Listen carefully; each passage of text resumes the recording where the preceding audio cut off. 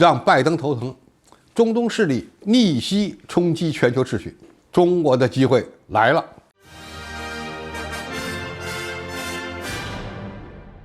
观众朋友，大家好，我是付天少。在俄乌冲突持续的背景下，中国对当前世界发展的局势做出了新的判断，认为全球进入了一个100年未有之大变局。这场发生在欧洲的战争引发了能源危机、粮食危机，进而还为西方国家带来了通胀危机。当然，俄罗斯这个能源和武器出口大国也正在被严重削弱。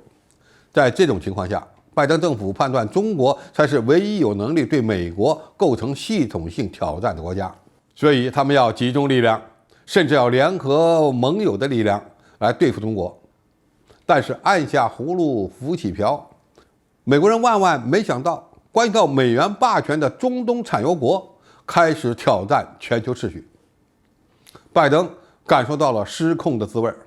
在美国希望中东产油国增加石油产量的情况下，欧佩克加决心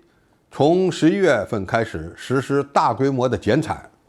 更严重的是，中东石油资金也开始撤离美国的国债市场，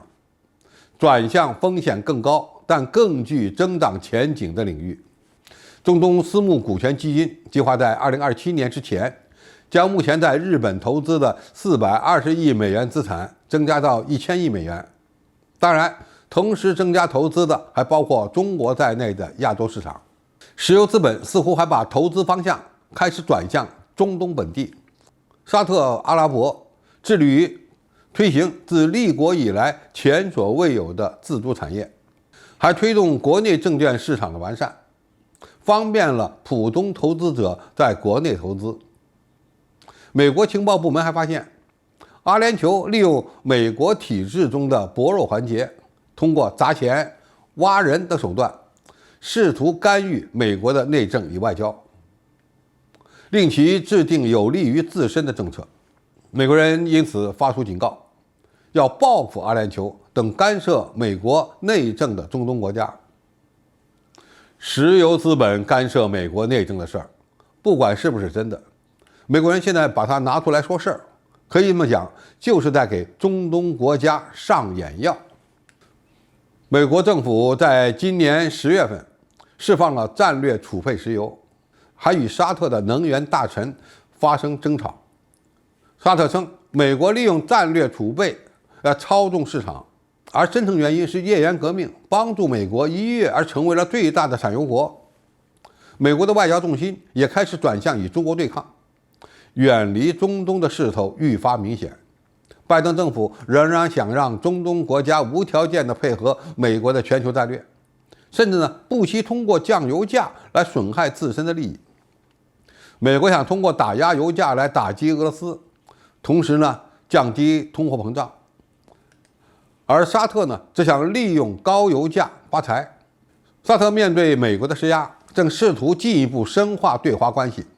接受美国主张的余地也在变小。你可以这么理解，中东的油霸与美国的冲突几乎不可调和，因为俄乌冲突正使双方的矛盾激化。更严重的是，白宫负责中东事务的最高级的官员对美国在海湾地区的盟友发出警告，指责这些国家与中国深化某些关系，妨碍他们与美国的安全合作。美国人虽然没有明说，但是显然是在警告中东国家深化与中国在武器采购方面的合作。一旦中东国家不需要美国的安全保护，那么美国的中东战略也将开启其崩盘的序幕。与美国不同的是，中国一直在推进以海湾国家的自贸区建设，同时还与中东国家强化能源领域的长远合作。卡塔尔日前宣布，与中国达成了为期27年的液化天然气长期购销协议，每年向中国供应400万吨的液化天然气。中国领导人也将在近期访问沙特，以进一步推进中国与海湾产油国的战略合作。那么这些国家还是中国“一带一路”项目的主要参与者。中东一边减产石油，一边加强与中国的合作，一边又将石油资本从美国转出，投入中东和亚洲。那么中东产油国不听美国的话了，必然会冲击石油美元，这就是百年未有之全球大变局的具体体现。那么产油国以美国的裂痕显现，那么他们加强与中国的团结，就有可能改变国际秩序和经济的未来。中国也必然会把握稳定能源供应、人民币国际化、武器出口等领域的重大战略契机。